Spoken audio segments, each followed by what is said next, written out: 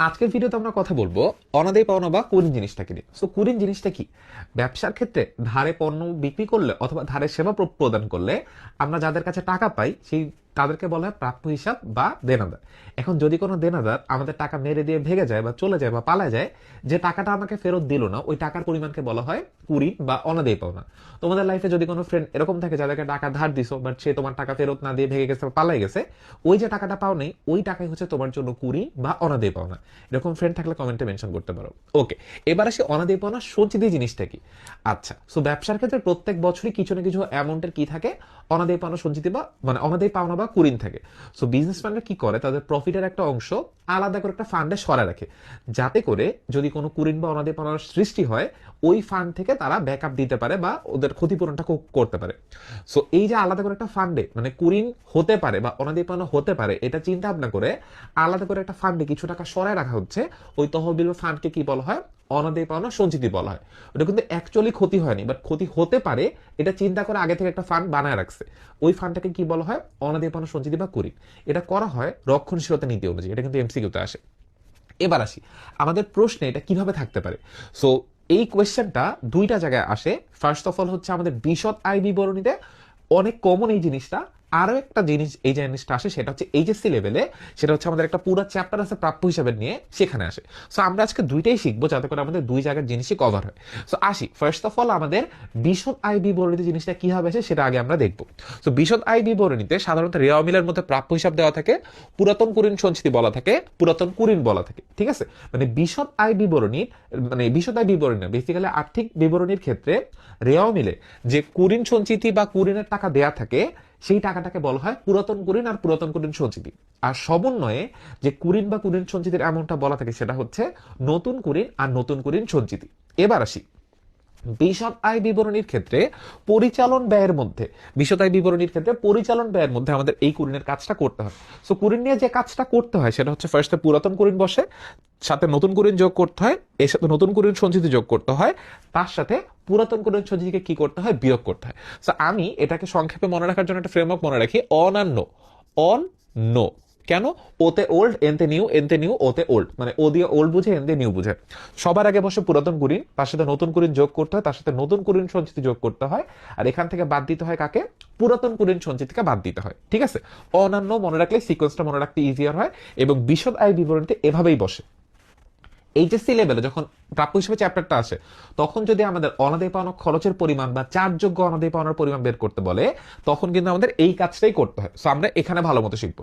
But এটা পারার জন্য এখানে একটা টুইস্ট আছে, টুইস্টটা হচ্ছে নতুন কুরিন সঞ্চিতি টাকাটা বের করতে গেলে তোমরা অনেকেই কনফিউজড হয়ে যাও। সো আমরা পুরো জিনিসটাই দেখবো। তো সবার আগে পুরাতন কুরিনের টাকাটা কোয়েশ্চেনে স্পেসিফিক বলা থাকে।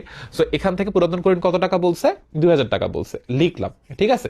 তারপরে নতুন কুরিনের টাকাটা কোয়েশ্চেনে স্পেসিফিক বলা আছে কয় হাজার টাকা, 5000 টাকা, এটাও কি করলাম, লিখলাম। এরপর আসে নতুন কুরিন সঞ্চিতি। অলওয়েজ মনে রাখবা নতুন কুরিন সঞ্চিতির ক্ষেত্রে যদি কিনা এরকম পার্সেন্টেজে দেয়া থাকে 5%, 10%, 7%, তখন কিন্তু আমাদের নতুন কুরিন সঞ্চিতির টাকাটা প্রাপ্য হিসাব থেকে ক্যালকুলেশন করে বের করতে হবে। যদি স্পেসিফিক টাকার অ্যামাউন্ট বলে তখন তো স্পেসিফিক টাকার অ্যামাউন্টে লিখতেছি, বাট যদি এরকম পার্সেন্টেজে বলে দেয় সেক্ষেত্রে আমার কি করতে হবে, প্রাপ্য হিসাব থেকে মানে ক্যালকুলেশন করে আসতে হবে। তার কারণ এই পার্সেন্টেজ নতুন কুরিন সঞ্চিতির পার্সেন্টেজটা নিট প্রাপ্য হিসেবের উপর কি করতে হয়, ধরতে হয়। এবার আসি এই প্রাপ্য হিসেবের পার্টটা হচ্ছে আর্থিক বিবরণীতে মানে আর্থিক অবস্থার বিবরণীতে আমরা যখন প্রাপ্য হিসেবে যে কাজটা করি ওই কাজটাই বেসিক্যালি এখানে করতে হয়। সো আর্থিক অবস্থার বিবরণীতে চলতি সম্পদে যখন আমরা প্রাপ্য হিসেবে লিখি ফার্স্টে প্রাপ্য হিসেবে টাকার পরিমাণ লিখতে হয়, 65,000 টাকা লিখলাম কোয়েশ্চেন থেকে। এরপর যদি কোয়েশ্চেনে ধারে বিক্রয় বলা থাকে তাহলে ধারে বিক্রয়ের অ্যামাউন্টটা যোগ করতে হবে, ধারে বিক্রয়ের অ্যামাউন্ট বলা না থাকলে কিছু যোগ বিয়োগ করতে হবে না, বিকজ এখানে বলা নেই যে এটার অ্যামাউন্টটা 0, ঠিক আছে।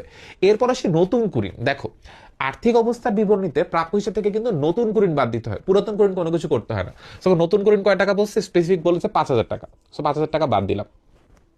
এরপরে আমার নিট প্রাপ্য হিসাব থাকছে কয় হাজার টাকা, 60,000 টাকা। এই যে 10% বলে দিছে না, এই 10% এই 60,000 টাকার উপর কি করতে হবে, ধরতে হবে। আর এই 10 ধরার পর যে অ্যামাউন্ট হবে ওইটাই আমার জন্য কি হবে, নতুন কুরিন সঞ্চিতির অ্যামাউন্ট হবে।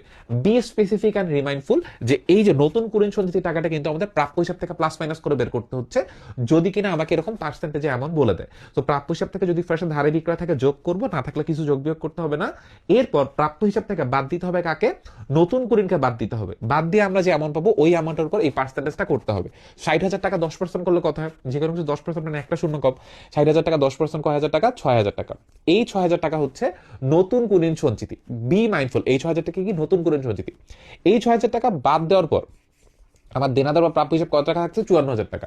সো এটা আমাদের আর্থিক অবস্থা বিবরণীর কাজ। সো এটা নিয়ে আপাতত মাথা রাখা সো আমাদের আর্থিক অবস্থা বিবরণীর কাজটা করে ফেললাম। এই যে 6,000 টাকা নতুন কুলীন সঞ্চিতি পাইলাম, এটাই আমার কি করতে হবে? বিশদ আয় বিবরণীর পরিচালন ব্যয়ের মধ্যে বসাইতে হবে। সো নতুন কুলীন সঞ্চিতি বসালাম কয় হাজার টাকা? 6,000 টাকা।